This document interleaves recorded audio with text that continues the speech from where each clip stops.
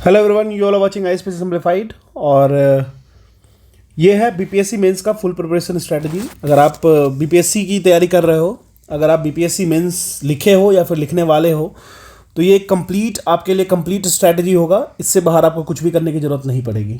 ठीक है, कुछ मिनट देख लो। अगर आपको मेरी स्पीड स्लो लग रही है तो आप फास्ट करके देख लेना, कोई इशू नहीं है। लेकिन हाँ, उससे आपको सीखने को बहुत मिलेगी, ये मेरा प्रॉमिस है। तो चलिए स्टार्ट करते हैं। बीपीएससी मेंस की फुल प्रिपरेशन स्ट्रेटजी को देखते हैं। आप अगर 68 की मेंस देने वाले हो, या 69th अपियर होने वाले हो, या 70th अपियर होने वाले हो, या सो ऑन, आपके लिए ये फुल प्रूफ प्रिपरेशन स्ट्रेटजी होगा फॉर बीपीएससी मेंस। अगर आप ऑलरेडी प्रीलिम्स दे रहे हो तो प्रीलिम्स के साथ इंटीग्रेट करके इसको लेके चल सकते हो, क्योंकि आपके पास टाइम बहुत है, बहुत सारा टाइम है मेंस में। या फिर प्रीलिम्स ही देख लो, सितंबर में है, तो आपके इतने सारी गैप है, तो आपको मेंस को लेके चलना ही चाहिए।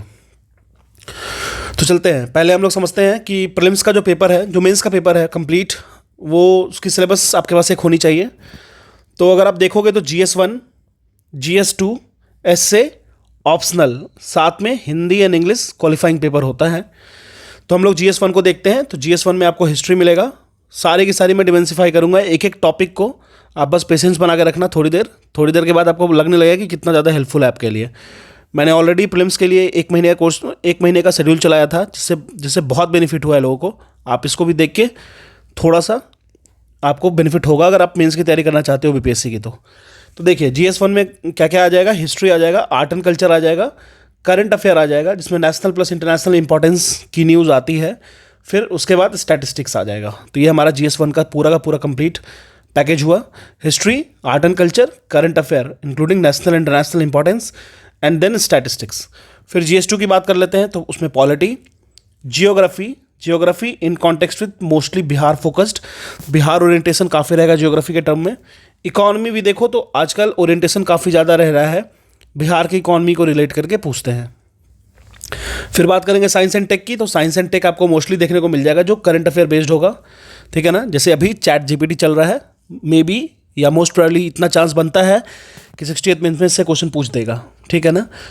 तो जैसे कोरोना वैक्सीन आया था, तो कोविड वैक्सीन के वक्त क्या आया था, जो कैसे उसको बायोटेक से यूज़ करके, बायोटेक्नोलॉजी यूज़ करके कोरोना वैक्सीन के ड्यूरेबिलिटी को बढ़ा सकते हैं हम, कोरोना वैक्सीन के रिलायबिलिटी को बढ़ा सकते हैं। जैसे मान लीजिए वैक्सीन आपको सीरम इंस्टीट्यूट ऑफ इंडिया से हैदराबाद से चला बिहार की तरफ। ठीक है, अब इतना ज़्यादा उसके लिए कोल्ड स्टोरेज चाहिए, या फिर कुछ बिट बॉक्स चाहिए जिसमें हम लोग वैक्सीन को रखेंगे। तो बिहार में ऐसा देखा गया कि लाखों लाख वैक्सीन जो हुए वेस्ट हो गए। ऐसा इसलिए हुआ क्योंकि उनकी स्टोरेज कैपेबिलिटी बहुत अच्छी नहीं थी, तो वो बहुत ज़्यादा वेस्ट हुआ उस वैक्सीन्स का। तो आखिर हम लोग कैसे बायोटेक यूज़ करके, बायोटेक्नोलॉजी यूज़ करके उस वैक्सीन्स को प्रिजर्व कर सकते थे लॉन्गर ड्यूरेशंस के लिए। तो ऐसे क्वेश्चंस आपको साइंस एंड टेक में देखने को मिल जाएंगे। ठीक है ना। तो इस बेस पे इस रिलेट करके पूछते हैं वो। तो ये हुआ GS1, GS2। आप बस इस वीडियो को आराम से देखना। आपको GS1, GS2 की इतनी फुल प्रूफ आपको रीडिंग्स मिलेगी, स्ट्रैटेजी मिलेगी कि आपको फिर कहीं भी जाने की ज़रूरत नहीं पड़ेगी। ठीक है ना। फिर अब देख लो, उसके बाद essay paper and optional MCQ nature का होगा। 4 ऑप्शंस होंगे, 100 क्वेश्चन होगा, 40% मैक्सिमम मान के चलो क्वालिफाइंग मार्क्स होगा, और ये क्वालिफाइंग पेपर होगा। ठीक है ना। तो बेसिकली आपको यही करना है कि ऑप्शनल आपको वैसा रखना है जिसमें आप बहुत ज़्यादा कंफर्टेबल हो, साथ में आपके प्रीलिम्स में हेल्प करें। अब देखिए, हम लोग GS1 के सिंप्लीफिकेशन की बात करेंगे। एक एक सब्जेक्ट को उठाएंगे, उसमें कौन सा पेपर से कहाँ से प्रीवियस ईयर कैसे कैसे क्वेश्चंस पूछा है, 67 BPSC PT तक, मेंस तक, हम लोग उसको डिमेंसिफाई करेंगे, एक एक करके देखते चलेंगे। अब हम लोग स्टार्ट करते हैं GS1 के सिलेबस से। एक एक करके GS1, GS2 को देखेंगे, कैसे कैसे कहाँ से कौन से टॉपिक से continuous repetitive nature of questions आए हैं, और ये पूरा कंप्लीट पैकेज होगा। इससे बाहर आपको करने की कोई ज़रूरत नहीं पड़ेगी, खासकर बीपीएससी मेंस के लिए। तो चलिए स्टार्ट करते हैं। तो देखिए, बेसिकली आप यहाँ पे देखोगे कि GS1 में 3 सेक्शन होगा। एक हिस्ट्री, जिसमें art and culture section inbuilt होगा। फिर करंट अफेयर, जिसमें नेशनल प्लस इंटरनेशनल का कंटेंट होगा। फिर स्टैटिस्टिक्स होगा आपके पास। ठीक है ना। तो इन तीनों पोर्शंस के बाद हम लोग एक एक करके देखते हैं। तो देखिए, आर्ट एंड कल्चर तो इतना लिमिटेड है कि अगर आपको 2 घंटे भी मिले एग्जाम से पहले, तो 2 घंटे में आप प्रिपेयर करके जा सकते हो, और आप कुछ ना कुछ कंटेंट अच्छा लिख के आ सकते हो। देखो, सबसे पहला कंटेंट देखते हैं। तो आर्ट एंड कल्चर के केस में पाला आर्ट कब कब पूछा गया ये देखते हैं। 65th में, 47th में, 43rd में, 65वीं में, 47वीं में और 43वीं में पूछा गया है पाला आर्ट। तो अब तक सिर्फ 3 बार पूछा गया है, सिर्फ नहीं कहते, अब तक 3 बार पूछा गया है। अगर हम लोग बात करें पटना कलाम पेंटिंग की तो ये अब तक 5 बार पूछा गया है, 66 में, 63rd में, देन 56 से लेके 59th एंड 48 से 52वीं में और फिर 46 में आया। ठीक है, अब आ जाइए मौर्यन आर्ट। तो ये 6 बार पूछा है, 5 बार नहीं। 67 में भी पूछा है अभी रिसेंट वाले पेपर में। इसमें बेसिकली आपको पूछा था कि मौर्यन आर्ट की कैरेक्टरिस्टिक्स बताने के लिए। ठीक है, तो 64वीं में 60 से 62, 53वीं से 55वीं, 47वीं और 45वीं। देखिए आप ये पूछ सकते हो कि ऐसा क्यों बार बार ईयर बता रहे हो। देखिए मैं आपको ये बता रहा हूँ कि इस टॉपिक से इंपॉर्टेंस क्या है, इस टॉपिक कितनी बार आ चुका है और कैसे कैसे किस तरीके का रिपीटेटिवनेस नेचर रहता है इसका।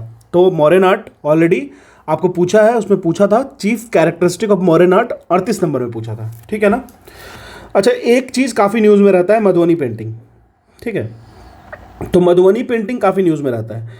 तो देखिए आप अभी तक पूछा नहीं है इसको, ठीक है ना, लेकिन आप एक चीज़ सोच सकते हैं कि इतना ज़्यादा न्यूज़ में रहता है और इसको बहुत ज़्यादा पॉपुलैरिटी भी इसकी इंडिया में बहुत ज़्यादा है, तो आपको रिस्क नहीं लेना है। पाला आर्ट, पटना कलाम, मॉडर्न आर्ट के बाद मधुबनी पेंटिंग को कर लेना है। देखिए ये 4 टॉपिक अगर आप करने बैठोगे तो मुश्किल से आपको, अगर मान के चलिए तो फिर 35 पेजेस में या फिर आप 30 पेजेस में ही ले लीजिए, एक कंप्लीट फुल पैकेज नोट्स तैयार हो जाएगी। आप नितिन संघानिया सर की बुक यूज कर सकते हो या फिर कोई भी बीपीएससी की किसी की भी मटेरियल को उठा के यूज कर सकते हो। तो इस 4 से आप नोट्स बनाओगे, उसको बार बार पढ़ोगे, तो इससे आपका इतना हो जाएगा कि जो भी क्वेश्चन आर्ट एंड कल्चर में हर साल आते हैं और यही रहते हैं, इससे बाहर कुछ नहीं रहेगा। तो ये तो श्योर हो जाएगा आपका। अब हम लोग मूव करेंगे नेक्स्ट टॉपिक पे। तो देखिए अब हम लोग हिस्ट्री के नेक्स्ट पार्ट पे चलेंगे, ट्राइबल रिवोल्ट से, जिससे बहुत बार पूछता है। अब देखिए ट्राइबल में हम लोग बात कर लेते हैं संथाल रिवोल्ट। देखिए पहला ये जब मैंने बनाया था ना इस पीडीएफ को, ये पीडीएफ बनाया था मैंने 67 के मेंस से पहले, जब स्टार्ट कर रहा था 67 मेंस की प्रिपरेशन, तो उससे पहले बनाया था। अब देखिए सीक्वेंस में यहाँ से लेके यहाँ तक में 72 नंबर के क्वेश्चन अभी तक आ चुके हैं। आप समझ सकते हो कि मेंस उतना ज़्यादा नहीं है। हाँ, मार्क्स कैसे देते हैं वो उस पर डिपेंड करता है, आप कितना अच्छा लिखते हो उस पर डिपेंड करता है, लेकिन कोई बहुत ज़्यादा बर्डन नहीं है। देखिए अब बीपीएससी की बात करें ना, तो अब प्रीलिम्स पीटी क्लियर करना ही थोड़ा ज़्यादा क्रिटिकल टफ टास्क है, ठीक है ना। देखा जाए तो मेंस उतना ज़्यादा टफ नहीं रहता। अगर आपको लिखने की स्किल्स है, थोड़ी सी प्रेजेंटेशन स्किल्स है, तो आप आराम से खींच सकते हो उसको, ठीक है।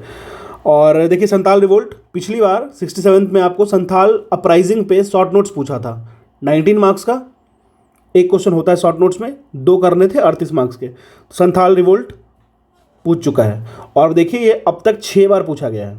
6 बार कब कब पूछा गया तो ये भी देख लेते हैं हम लोग। तो देखिए 66 में, 63rd में, 56 से 59th में, 48 से 52 में, 45 एंड 43rd बीपीएससी में पूछा गया है।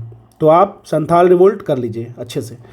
फिर उसके बाद बिरसा मूवमेंट पे चले जाते हैं, वो 3 बार पूछा है, 66 में पूछा था एंड सो ऑन, जिसमें भी पूछा हो। तो आपको मैं प्रायोरिटी, एक तरीके कहते हैं ना प्रायोरिटी सेक्टर लैंडिंग्स, तो वो सेक्टर्स बता रहा हूँ जहाँ पे आपको लैंड करना है by using some of the techniques, जो कि प्रीवियस ईयर क्वेश्चन है। इसमें कोई भी गामा रूल नहीं लगा हुआ है। जो भी प्रीवियस ईयर क्वेश्चंस होते हैं उसको मैंने प्रीवियस ईयर से फिल्टर आउट करके देखा कि कहाँ कहाँ कौन कौन से क्वेश्चंस कितनी बार आए हैं, उसको एक सीट पे लिख लिया। इससे ये पता चल गया ना आपको कि कितनी चीज़ें आसान हो गई हमारे लिए। अब देखिए इसी में आती है 1857 की रिवोल्ट, देखते हैं। 1857 की रिवोल्ट बार बार आएगी। रोल ऑफ कुंवर सिंह तो आप कभी भूल ही नहीं सकते हो, 2 बार पूछ चुका है।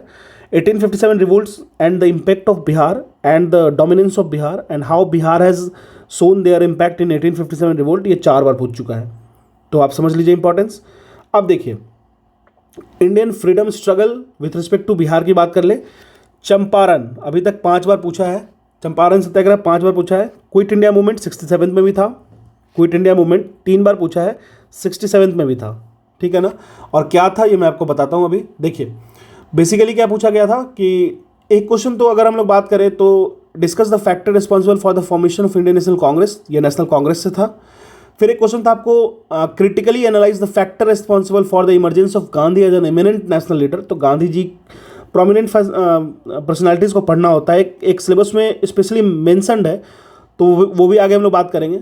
उसके बाद हाँ देखिए क्या पूछा था, क्विट इंडिया मूवमेंट से पूछा था आपको critically analyse the factors responsible for quit India movement of 1942। इस पर ऐसे लिखना था एक तरीके से, समझ रहे हैं ना।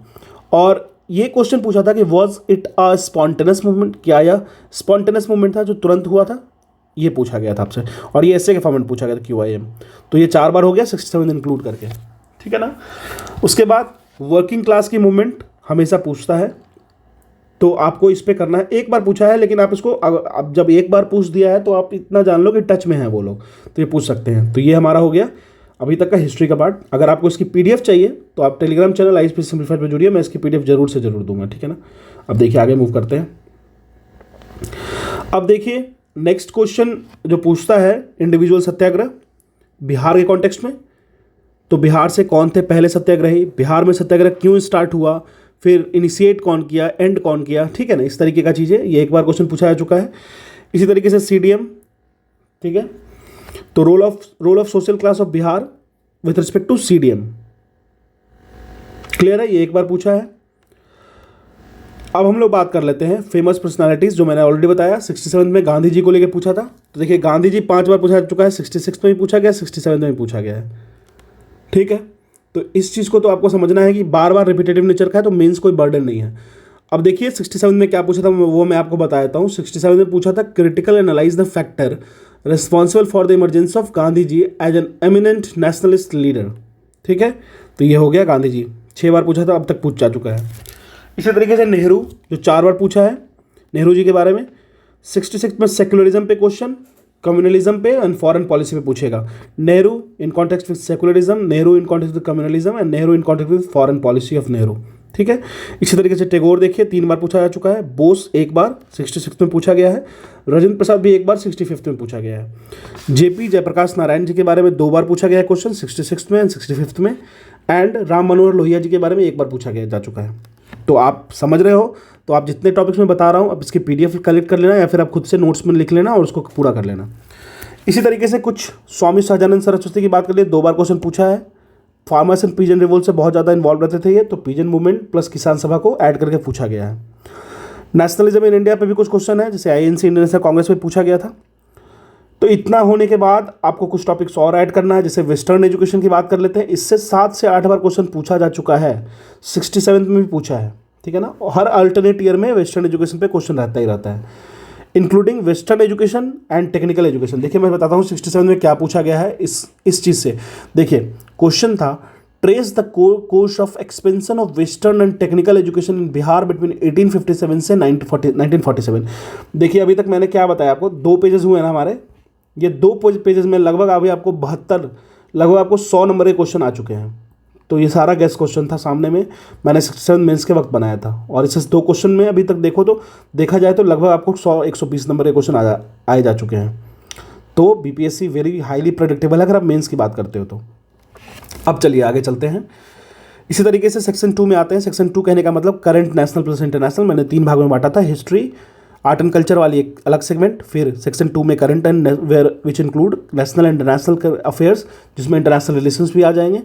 उसके बाद स्टैटिस्टिक वाला पोर्शन। अब देखिए बेसिकली क्या होता है IR वाले सेगमेंट में या करंट, नेशनल प्लस इंटरनेशनल में, यहाँ पे रिपोर्ट पे ज़्यादा काम करता है बिहार के BPSC अगर ओरिएंटेशन की बात कीजिएगा तो रिपोर्ट पे काफ़ी काम करेगा। जैसे वर्ल्ड हैप्पीनेस रिपोर्ट 65 में पूछा गया था। और इसी तरीके से अगर मैं देख लूँ तो press freedom index, hunger index, sustainable development index report, तो ये चीज़ें आपको पूछी जाती हैं बार बार। अब देखिए इनका बहुत ज़्यादा ओरिएंटेशन रहता है सेक्शन 2 में, करंट नेशनल प्लस इंटरनेशनल में।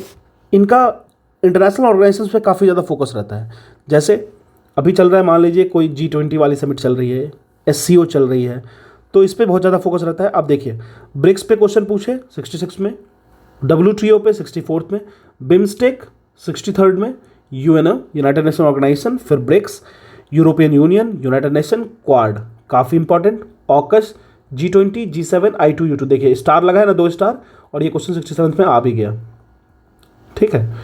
तो हर चीज़ सामने है। देखिए India Israel, UNSC, NAM non alignment movement, COP 26, तो पूरा प्रेडिक्टेड रहता है, कुछ भी नहीं। तो ये सारे टॉपिक को आप मेंशन कर सकते हैं। अब देखिए मैं आपको और आगे बताता हूँ। अब देखिए इसी में कुछ इंटरनेशनल ऑर्गेनाइजेशन जो रिलेशन से, इंटरनेशनल रिलेशन भी आप रिफ्लेक्ट कर सकते हो।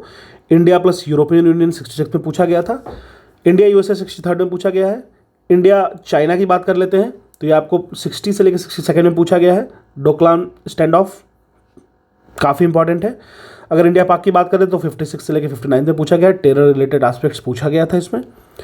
और नेबरिंग कंट्रीज जो हैं, क्योंकि इंडिया का ऑलरेडी नेबरहुड फर्स्ट पॉलिसी चलता है, एक्सटेंडेड नेबरहुड का कंसेप्ट चलता है, तो आपको ध्यान रखना होगा किस तरीके से इंडिया रिलेट करता है। तो ये सारा सेक्शन इंटरनेशनल रिलेशन में आ जाएगा, हालांकि करंट से रिफ्लेक्टेड होता है ये टॉपिक्स, ठीक है ना। अब देखिए एक चीज़ आपको फोकस और करना है कि जो रिसेंट क्राइसिस चल रही है ना, उस पर तो आपको एकदम पकड़ बनानी है। इसके लिए आप विजन IAS की मंथली मैगजीन यूज कर सकते हो, विजन की मेंस 365 या PT 365 यूज कर सकते हो, या फिर किसी भी इंस्टीट्यूट की मटेरियल यूज कर सकते हो, ठीक है। तो रिसेंट क्राइसिस की बात करें तो रिसेंट वंस में जैसे मान लीजिए अभी क्या था, श्रीलंकन क्राइसिस चल रहा था ना, अब तो फिर पाकिस्तान भी लीड रोल में आ गया, तो पाक क्राइसिस भी चल रहा है, ठीक है ना। तो इकोनॉमिकल क्राइसिस आपको याद रखना है। इसी तरीके से जब मैं 67 की एग्जाम की बात कर रहा था तो कोविड-19 पूछा था 65 में 2 question, SNT related, science and tech related vaccine से पूछा गया था। इसमें बेसिकली मैंने आपको ऑलरेडी बता रखा है कि कैसे वैक्सीन जो है बिहार में काफ़ी ज़्यादा यूज़ नहीं कर पाया, उसकी रिलायबिलिटी कम हो गई, या फिर वैक्सीन को हम लोग प्रॉपर मेंटेनेंस नहीं रख पाए उसका। क्यों ऐसा हुआ? क्योंकि हमारे पास वैसे टेक्नोलॉजी डेवलप नहीं थी। तो हम लोग साइंस एंड टेक को यूज़ करके वैक्सीन प्रिजर्वेशन का काम कैसे करेंगे, इस पर भी क्वेश्चन पूछ दिया, ठीक है। अब देखिए ऑस्ट्रेलिया बुश फायर 65 के वक्त में बहुत ज़्यादा वो था, सामने न्यूज़ में था, तो पूछा था। रोहिंग्या क्राइसिस भी पूछा था 63 में, NRC डिस्प्यूट 63 में, डिमोनेटाइजेशन 60 से लेकर 62 में। तो देखिए जो रिसेंट क्राइसिस होगा उस पर आपको फोकस रखना है। जैसे अभी मान लीजिए इंडिया श्रीलंका, फिर रशिया यूक्रेन क्राइसिस और इंडिया चाइना क्राइसिस, ठीक है, सब क्राइसिस ही है और ये सब एग्जाम में पूछेगा आपको डायरेक्ट। अब आ जाते हैं हम लोग स्टैटिस्टिक वाले पार्ट पे। तो देखिए स्टैटिस्टिक क्या है, ये पार्ट 3 है GS1 का। तो इसमें क्या है ना, 4 क्वेश्चन रहेगा आपको, जिसमें दो क्वेश्चन सॉल्व करने होते हैं। क्वेश्चन कॉम्बिनेशन क्या होगा, लाइन ग्राफ होगा, पाई ग्राफ होगा, बार ग्राफ होगा, या pi plus bar graph combined होगा। लाइन ग्राफ से अभी तक 12 क्वेश्चन पूछा जा चुका है, पाई ग्राफ से 7 क्वेश्चन, बार ग्राफ से 5 क्वेश्चन, पाई प्लस बार से 2 क्वेश्चन अभी तक पूछा गया है, ठीक है ना। तो आप देख सकते हो प्रेडिक्टेबिलिटी। अब देखिए आगे हम लोग चलते हैं थोड़ा। तो ये था हमारा GS1 का सेगमेंट, ठीक है ना। तो इतना से ही सारा क्वेश्चन आप देखो, ये मैं 67 से पहले बनाया था। आप 67 की क्वेश्चन उठाना, अगर आपको इससे थोड़ा भी बाहर मिलेगा तो फिर मुझे बताना, ठीक है ना। तो अब आते हैं हम लोग BPSC मेंस GS2 के पोर्शन पे। पेपर 2 में मोस्टली क्या होता है, पॉलिटी सेगमेंट होगा, उसी के साथ आपको geography, economy, science and tech. Geography Bihar oriented रहता है ज़्यादा मेजॉरिटी में, उसी तरीके से साइंस एंड टेक जो होता है वो करंट अफेयर बेस्ड होता है, ठीक है ना। अब देखिए इंडियन पॉलिटी की बात करें, जो बिहार के कॉन्टेक्स्ट में, इंडियन पॉलिटी बेसिकली बिहार के कॉन्टेक्स्ट में पूछा जाता है, लेकिन हाँ आपको इंडियन पॉलिटी को अच्छे से फोकस करना पड़ेगा। जैसे प्रायोरिटी वाइज टॉपिक मैंने लिख दिया यहाँ पे। Fundamental right and fundamental duty से 4 क्वेश्चन अभी तक पूछा जा चुका है। DPSP directive principle of state policy से 2 क्वेश्चन पूछा गया है। प्रियम्बल से 3 क्वेश्चन अभी तक पूछा गया है। इलेक्शन एंड इलेक्शन कमिश्नर से 7 क्वेश्चन पूछा गया है। Indian politics and political parties से 8 क्वेश्चन पूछा गया है। Caste, class, religion, regionalism, communalism, affecting elections से 6 क्वेश्चन पूछा गया है। वोट बैंक पॉलिटिक्स से भी पूछा गया है। प्रेसिडेंट से अब तक 2 क्वेश्चन पूछा गया है। गवर्नर एंड CM से 4 क्वेश्चन पूछा गया है। गवर्नर सबसे हॉट टॉपिक है BPSC के लिए। फेडरल स्ट्रक्चर से 4 टॉपिक पूछा गया है सेंट्रल स्टेट रिलेशनशिप को लेकर के। पंचायती राज, जिसमें 73वां amendment act, 73rd amendment act से 3 क्वेश्चन पूछा जा चुका है। पार्लियामेंट एंड स्टेट लेजिस्लेचर की बात करें तो यहाँ से 2 क्वेश्चन पूछा जा चुका है। जुडिशियरी, इसमें जुडिशियल एक्टिविज्म एंड रिव्यू के बारे में 4 क्वेश्चन अभी तक पूछा गया है। Uneven development of Indian state with respect to Bihar, ठीक है ना। E-गवर्नमेंट, हिंदुत्व, प्रेशर ग्रुप्स, ये सब मिसलेनियस टॉपिक में आते हैं।